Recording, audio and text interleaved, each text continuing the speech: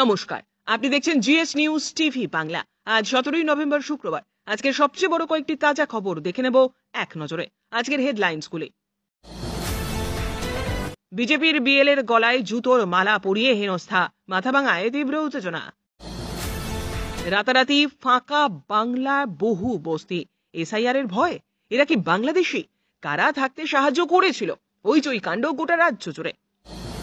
ভারতের অস্ট্রেলিয়া সফর 2025, চতুর্থ টি-20 ম্যাচে জ্বলে উঠলেন শুভনাম। লড়াই ভারতীয় দলের। তেজস্বী, লালু, নীতিশ, চিরাগকে কোথায় ভোট দিলেন? প্রথম দফায় নির্বাচন শুরু বিহারে। ছেড়ে দাও ছেড়ে দাও, গায়ক ডুবে যাওয়ার মুহূর্তে কি হয়েছিল? বিস্ফোরক তথ্য ফাঁস। শিশু সাথী প্রকল্পে নতুন সংযোজন, শিশুদের দুরারোগ্য চিকিৎসায় নতুন বরাদ্দ ঘোষণা করলেন মমতা। বিএলওর সঙ্গে যোগাযোগ হচ্ছে না? চিন্তা নেই, অনলাইনেও হবে এসআইআর এর ফর্ম ফিল আপ। ধাপে ধাপে জানুন প্রক্রিয়া।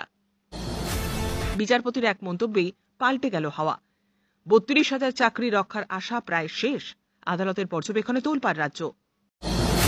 জন্ম সনদ বিতরণে জালিয়াতি, কেএমসিকে আক্রমণ শুভেন্দু অধিকারী। আরটিআইয়ে লিখিত অভিযোগ জানালেন কমিশনকে। মৃত্যু শোকের মাঝে মহিলার কান্নার অভিনয়, ভাইরাল রিল দেখে স্তম্ভিত নেটিজেনরা। মানসিক রোগ। বিডিও অফিসের পিছনে জঙ্গলে বস্তা বস্তা ভোটার কার্ড উদ্ধার, রাজগঞ্জের ঘটনায় রহস্য দানা বাঁধছে। গাড়ি ভাঙচুর, মারধর, এখানে গণতন্ত্র নেই, আইন শৃঙ্খলা নেই, ক্ষোভ প্রকাশ কেন্দ্রীয় মন্ত্রী সুকান্তের। উত্তপ্ত পাক অধিকৃত কাশ্মীর, পাকিস্তান সরকারের বিরুদ্ধে রাজপথে জেন জেড। বিদেশের চাকরি নামে 25 লক্ষ টাকা প্রতারণা, বসিরহাটে ধৃত আব্দুল, উদ্ধার একাধিক পাসপোর্ট। সতর্কবার্তা মানেননি অনভিজ্ঞ চালক, ছত্তিশগড়ের রেল দুর্ঘটনায় সামনে আসছে চাঞ্চল্যকর তথ্য। বিশ্বজয়ী হারমানদের সঙ্গে সাক্ষাৎ রাষ্ট্রপতির, দ্রৌপদী মুর্মুকে জার্সি উপহার দিলেন ক্যাপ্টেন। আর বাঁচানো গেল না, ক্যান্সার কেড়ে নিল কেজিএফ এর কাকাকে, 55তেই না ফেরার দেশে হরিশ রায়। ইন্ডিয়া ভার্সাস অস্ট্রেলিয়া, শুভনাম গিল ছাড়া ফ্লপ ভারতের ব্যাটিং লাইন। চতুর্থ টি-20তে আজিজের 168 টার্গেট দিল ভারত। পেনশন নিয়ে বড় সিদ্ধান্ত, অবসরের পর কমবে পেনশন, ঠিক কি জানাচ্ছে কেন্দ্র। দমদম বিমানবন্দরে 60 ঘন্টা ধরে বানরের লুকোচুরি, ঘুম উড়েছে কর্তৃপক্ষের। 2 ভোটার কার্ডের একটিতে তিনি পুরুষ, আরেকটিতে মহিলা। অবাক করা কাণ্ড বালুরঘাটে। আমরা প্রতিদিন চেষ্টা করি আপনাদের জন্য সঠিক খবর পৌঁছে দিতে। আমাদের এই ছোট্ট চেষ্টাকে যদি আপনাদের ভালো লাগে তাহলে দয়া করে একটি লাইক দিয়ে পাশে থাকুন। আপনার একটি লাইক আমাদের আগামী দিনের অনুপ্রেরণা। এবার দেখে নেব বিস্তারিত খবর।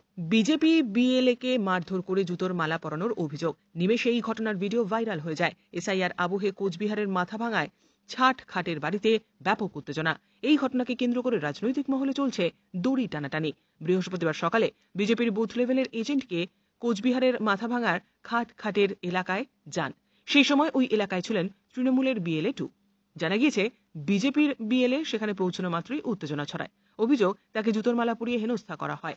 নিমেষে হেনস্থার ভিডিও সোশ্যাল মিডিয়ায় ভাইরালও হয়, জানিয়ে শুরু হয়েছে রাজনৈতিক উত্তেজনা।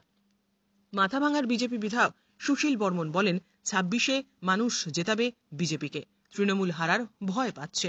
রাজ্য জুড়ে জোর কদমে চলছে এসআইআর এর কাজ। এমুনারেশন ফর্ম ফিল আপের কাজ চলবে আগামী 1 মাস পর্যন্ত। তার ভিত্তিতে খসড়া ভোটার তালিকা প্রকাশিত হবে আগামী 9 ডিসেম্বর। এই তালিকা নিয়ে অভিযোগ থাকলে 9 ডিসেম্বর থেকে 8 জানুয়ারির মধ্যে তা জানাতে হবে কমিশনকে। পরবর্তী পর্যায়ে 9 ডিসেম্বর থেকে 31 জানুয়ারি পর্যন্ত চলবে অভিযান। চূড়ান্ত তালিকা প্রকাশিত হবে 2026 সালের 7 ফেব্রুয়ারি। তারপর রাজ্যে বিধানসভার নির্বাচন। এসআইআর এর আবহে নিউ টাউন ছেড়ে চলে যাচ্ছে বেসরকারি বাংলাদেশিরা। নিউ টাউনের 6 নম্বর গেট সংলগ্ন বস্তি এলাকায় প্রায় 1000-এর উপরে ঝুপড়ি ঘর রয়েছে। রাজ্যের বিভিন্ন প্রান্ত থেকে সেখানে যেমন বিভিন্ন মানুষ এসে বসবাস করছে কাজের আশায়, ঠিক তেমনি বাংলাদেশ থেকেও অনেকে এসেছে এখানে বসবাস করছে। কিন্তু এসআইআর ঘোষণা হওয়ার পরেই রাতারাতি বাংলাদেশে অনেকেই চলে গিয়েছে। অনেক ঘর রয়েছে যেখানে আগে মানুষ বসবাস করত, কিন্তু এখন সেগুলো তালা বন্ধ। এসআইআর শুরু হলেই অবৈধ অনুপ্রবেশকারীদের ভালো করে চিহ্নিত করা যাবে, এ কথা বিরোধীরা বারবার বলেছিল। এবার রাজ্যে যেন সেই চিত্রই ফুটে উঠল। কেন এরকম ভাবে পালিয়ে যাচ্ছেন তারা? জানা যাচ্ছে রাজারহাট নিউ টাউনে দীর্ঘদিন ধরে বসবাস করছেন অনেকেই। বাকি যেসব বাসিন্দা ছিলেন তাদের প্রশ্ন, বাংলাদেশ থেকে এসেছিলেন অনেকেই এখানে এসে ভোটার কার্ড বানিয়ে ভোটও দিচ্ছিলেন। বসবাসকারীরা জানিয়েছেন এসআইআর হচ্ছে বলে তারা পালিয়ে গিয়েছে।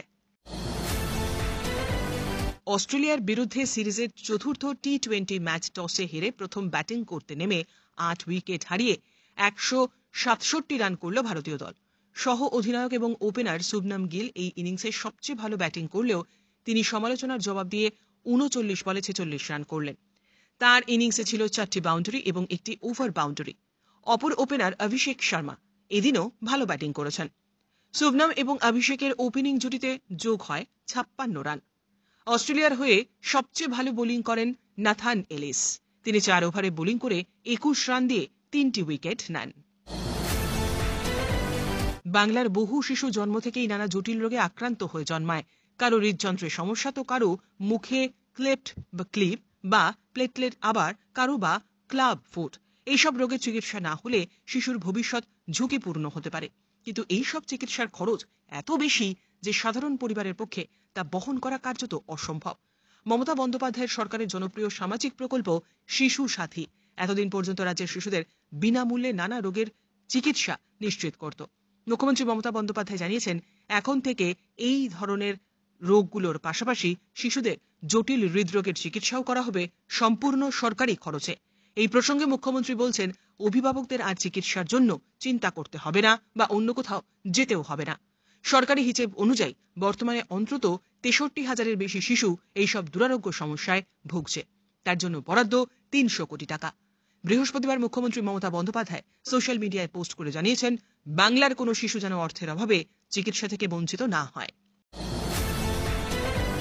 বাংলায় এসআইআর প্রক্রিয়া শুরু হওয়ার পর গত মঙ্গলবার থেকেই এনুমারেশন ফর্ম হাতে বিভিন্ন বিধানসভা কেন্দ্রে বাড়ি বাড়ি যাওয়া শুরু করেছেন বুথ লেভেলের অফিসাররা। তবে শুধু অফলাইন নয়, অনলাইনেও এই ফর্ম ফিল আপ করা যাবে জানানো হয়েছিল নির্বাচন কমিশনের তরফ থেকে। বৃহস্পতিবার থেকেই অনলাইনে এনুমারেশন ফর্ম ফিল আপ করা যাবে বলে জানিয়েছিল কমিশন। গত মঙ্গলবার থেকেই অনলাইনে ফর্ম উপলব্ধ থাকার কথা ছিল, কিন্তু প্রযুক্তিগত কিছু সমস্যার কারণে সেদিন তা হয়ে ওঠেনি। কারা পাবেন অনলাইন ফর্ম?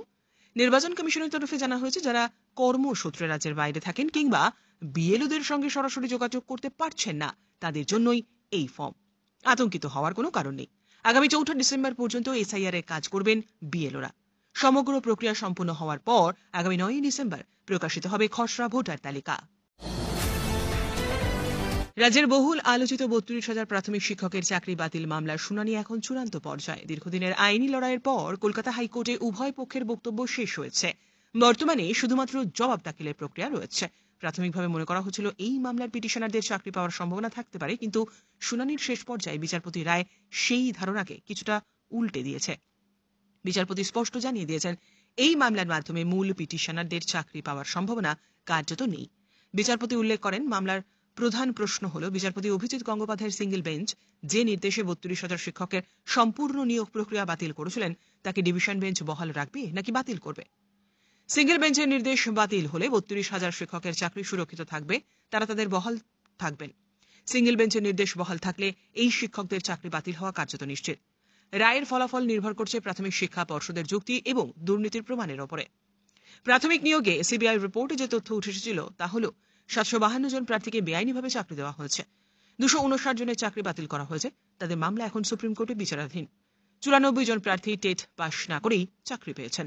তবে এই বেআইনি নিয়োগ প্রক্রিয়ার সঙ্গে 32,000 শিক্ষকের মামলার পার্থক্য রয়েছে, কারণ 32,000 প্রার্থীর নিয়োগ হয়েছিল 2017 সালের ফেব্রুয়ারিতে, আর বেআইনি নিয়োগগুলির অনেকটাই ঘটেছিল নভেম্বর মাসে। জলপাইগুড়ির রাজগঞ্জ বিডিও অফিসের ঠিক পিছনে জঙ্গল থেকে প্রচুর পরিমাণ ভোটার কার্ড উদ্ধার হওয়াকে কেন্দ্র করে তীব্র চাঞ্চল্য। ভোটার কার্ডের সবচেয়ে গুরুত্বপূর্ণ বিষয় হল, উদ্ধার হওয়া ভোটার কার্ডগুলি খতিয়ে যেগুলি দেখা যাচ্ছে সেগুলোতে থাকা এপিক নাম্বার একেবারেই বৈধ। কার্ডে থাকা নামগুলি নির্বাচন কমিশনের ওয়েবসাইটেও যাচাই করা যাচ্ছে। এই ঘটনা স্বাভাবিকভাবেই একাধিক প্রশ্ন জাগাচ্ছে। বিশেষত রাজগঞ্জের বিডিও প্রশান্ত বর্মনের বিরুদ্ধে এক স্বর্ণ ব্যবসায়ীকে অপহরণ করে খুনের অভিযোগ নিয়ে বিতর্ক বর্তমানে তুঙ্গে। এমন একজন বিতর্কিত বিডিওর অফিসের এত কাছে এত শত শত বৈধ ভোটার কার্ড ফেলে দেওয়া ঘটনাটির উদ্দেশ্য নিয়ে বড়সড় প্রশ্ন উঠছে। ব্লক কর্মীর সাফাই এবং রাজনৈতিক তরজাও রয়েছে এর পিছনে। আসলে অফিস পরিষ্কার করা হয়েছে, অনেক পুরনো কাগজপত্র ফেলা হয়েছে, অর্থাৎ তিনি এই মূল্যবান ভোটার কার্ডগুলিকে পুরনো কাগজপত্র বলে উড়িয়ে দিচ্ছেন। তৃণমূলের প্রতিক্রিয়া হিসেবে অরূপ চক্রবর্তী নির্বাচন কমিশনের ভূমিকা নিয়েই প্রশ্ন তুললেন। বিজেপি বিধায়ক শঙ্কর ঘোষ সরাসরি বিডিওর নিয়োগ এবং কর্মকাণ্ড নিয়ে আক্রমণ করলেন। তবে কি উদ্দেশ্যে এত শয়ে শয়ে বৈধ ভোটার কার্ড ফেলে দেওয়া হলো এবং এই ঘটনায় অফিস কর্তৃপক্ষের কোনো গাফিলতি ছিল কিনা তা তদন্ত করছে পুলিশ। বুধবার নদিয়ার নবদ্বীপে কেন্দ্রীয় শিক্ষা প্রতিমন্ত্রী সুকান্ত মজুমদারের কনভয় হামলা চালানোর অভিযোগ উঠল। এই হামলায় তার কনভয়ের একাধিক গাড়িতে ভাঙচুর করা হয়েছে। বুধবার নদিয়ার একাধিক কর্মসূচি সেরে সুকান্ত মজুমদার ফিরছিলেন। নবদ্বীপ বাসস্ট্যান্ডের কাছেই তার কনভয়ের ওপর হামলা হয়। অভিযোগ, দুষ্কৃতীরা লাঠি এবং ইট নিয়ে কনভয় পিছিয়ে পড়া গাড়িগুলির ওপর হামলা চালায়। একাধিক গাড়িতে ভাঙচুর করা হয়েছে। দুজন বিজেপি কর্মী গুরুতর আহত হয়েছেন। এই ঘটনায় তীব্র ক্ষোভ প্রকাশ করে কেন্দ্রীয় মন্ত্রী জানান, রাজ্যের আইন শৃঙ্খলা পরিণতি এখন ভেঙে গিয়েছে, এখানে গণতন্ত্র নেই। এই হামলার অভিযোগ অস্বীকার করেছে স্থানীয় তৃণমূল নেতৃত্ব। তাদের পক্ষ থেকে পাল্টা অভিযোগ করা হয়েছে যে সুকান্তর কনভয় হামলার ঘটনা ঘটার পর বিজেপি কর্মীরাই নবদ্বীপ বাসস্ট্যান্ডে তৃণমূলের শ্রমিক সংগঠনের অফিসে হামলা চালিয়েছে। এই ঘটনাকে কেন্দ্র করে নবদ্বীপ বাসস্ট্যান্ড এলাকায় বুধবার রাত থেকেই উত্তেজনা ছড়িয়ে পড়ে। ছত্তিশগড়ের বিলাসপুরে মঙ্গলবার বিকেলে হওয়া ট্রেন দুর্ঘটনায় মৃত্যু হয়েছে 11 জনের, চিকিৎসাধীন আরও 20 জন। গত কয়েক বছরে ঘন ঘন দুর্ঘটনায় প্রশ্নের মুখে রেল। শুরু হয়েছে তদন্ত। সূত্রের খবর, দুর্ঘটনার অন্যতম কারণ হিসেবে উঠে আসছে লোকো পাইলটের অনভিজ্ঞতা। অতিরিক্ত গতি থাকা ট্রেনটিকে সতর্কবার্তা দিলেও তিনি মান্য করেননি। একটি সর্বভারতীয় সংবাদ মাধ্যমের প্রতিবেদন অনুযায়ী বিলাসপুরে রেল দুর্ঘটনার অন্যতম কারণ সতর্কবার্তা উপেক্ষা করা। তদন্তকারীরা নিশ্চিত করেছেন যে সংঘর্ষের কিছুক্ষণ আগে ট্রেনটি একটি লাল বিপের সংকেত পেয়েছিল, তাতেও সেটি থামেনি। সেই সময় ট্রেনটি প্রায় 50 কিলোমিটার প্রতি ঘন্টা বেগে ছুটছিল। দুর্ঘটনাস্থলের একাধিক ছবি এবং ভিডিও সামনে এসেছে, যা দেখে বোঝা যাচ্ছে দুর্ঘটনার অভিজ্ঞতা এতটাই ছিল যে মালগাড়িতে ধাক্কা মেরে কিছুটা উপরের দিকে উঠে যায় যাত্রীবাহী ট্রেনটির একটি বড় অংশ। একেবারে দুমড়ে মুচড়ে যায় ট্রেনের প্রথম কামরাটি। বিনোদন জগতে বড় ধাক্কা। কন্নড় চলচ্চিত্র জগৎ এবং তার অন্যতম বিখ্যাত অভিনেতার মৃত্যুতে শোকাহত গোটা ইন্ডাস্ট্রি। ওম ও কেজিএফ সিরিজে তার ভূমিকার জন্য সর্বাধিক পরিচিত প্রবীণ তারকা হরিশ রায় বৃহস্পতিবার প্রয়াত হলেন। কোনোভাবেই আর শেষ রক্ষা হল না। ক্যান্সারের সঙ্গে লড়াই করে শেষমেশ পরাজিত হলেন তিনি মাত্র 55 বছর বয়সে। অভিনেতা দক্ষিণ ভারতীয় সিনেমার দর্শকদের মুগ্ধ করে এমন সমৃদ্ধ অভিনয়ের উত্তরাধিকারী রেখে গেছেন, যা আজীবন হৃদয়ে গাঁথা থাকবে। কর্ণাটকের উপমুখ্যমন্ত্রী ডি.কে. শিবকুমার রায়ের মৃত্যুর হৃদয় বিদারক সংবাদ শেয়ার করেছেন এবং তার এক্স হ্যান্ডেলে একটি শ্রদ্ধা জ্ঞাপক পোস্ট করেছেন। কন্নড় ভাষায় তিনি প্রয়াত অভিনেতার অবদানের প্রশংসা করেছেন এবং গভীর শোক প্রকাশ করেছেন। প্রতিবেদন অনুসারে হরিশ রায় তার স্বাস্থ্যগত চ্যালেঞ্জ ও চিকিৎসার আর্থিক চাপ সম্পর্কে খোলামেলাভাবে কথা বলেছেন। অভিনেতা প্রকাশ করেছেন যে একটি ইনজেকশনের খরচ 3.55 লক্ষ টাকা এবং ডাক্তারেরা 63 দিনে প্রতি চক্রে 3টি ইনজেকশন লিখেছিলেন, যার ফলে প্রতি চক্রে মোট 10.5 লক্ষ টাকা খরচ হয়। তিনি আরও ব্যাখ্যা করেছিলেন যে রোগীদের প্রায়শই 17 থেকে 20টি ইনজেকশনের প্রয়োজন হয়, যার ফলে চিকিৎসার মোট খরচ গিয়ে দাঁড়ায় প্রায় 70 লক্ষ টাকা।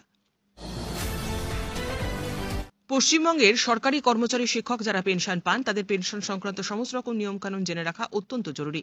কেন্দ্র স্পষ্ট করে জানিয়েছে যে central civil services pensions rule 2021 অধীনে অনুমোদিত বা সংশোধিত নিয়ম অনুযায়ী পেনশন কমানো যাবে না। যদি পরবর্তীতে কোনো ত্রুটি ধরা পাবে তাহলে সরকার পদক্ষেপ নিতে পারে। পেনশনারদের মৃত্যুর পর তার পরিবার একটি নির্দিষ্ট সময় পর্যন্ত বর্ধিত হারেই পেনশন পাবেন। এই বর্ধিত হারটি হল মৃত পেনশনের শেষ যে পরিমাণ পেনশন পেতেন তারই সমান। যারা পেনশন পাচ্ছেন বা যারা পারিবারিক পেনশন পাচ্ছেন, তাদের ক্ষেত্রে যদি পেনশন অনুমোদিত বা সংশোধিত হওয়ার 2 বছরেরও বেশি সময় পরে ভুলটি পাওয়া যায়, তবে পেনশন এবং পেনশনভোগী কল্যাণ বিভাগের সম্মতি ছাড়া তা সংশোধন করা যাবে না। ওএম আরও বিশদে জানিয়েছে, যদি সংশোধনের ফলে অতিরিক্ত পেনশন বা পারিবারিক পেনশন প্রদান করা হয়, তাহলে অতিরিক্ত পরিমাণ আদায় ছাড় দেওয়া হবে কিনা তা ব্যাখ্যা বিভাগ নির্ধারণ করবে। যদি অতিরিক্ত টাকা ছাড় না দেওয়ার সিদ্ধান্ত নেওয়া হয়, তাহলে পেনশনভোগীদের 2 মাসের মধ্যে টাকা ফেরত দিতে হবে। যদি পেনশনভোগীরা সময় মতো বকেয়া টাকা জমা দিতে না পারেন, তাহলে ভবিষ্যতের পেনশন পেমেন্ট থেকে এক বা একাধিক কিস্তিতে অতিরিক্ত টাকা কেটে নেওয়া হবে। এই ছিল আজকের গুরুত্বপূর্ণ কয়েকটি খবর। আমাদের খবর ভালো লাগলে ভিডিওটি শেয়ার করুন, চ্যানেলটি সাবস্ক্রাইব করুন। ফিরে আসবো আগামী গুরুত্বপূর্ণ খবর নিয়ে। ধন্যবাদ।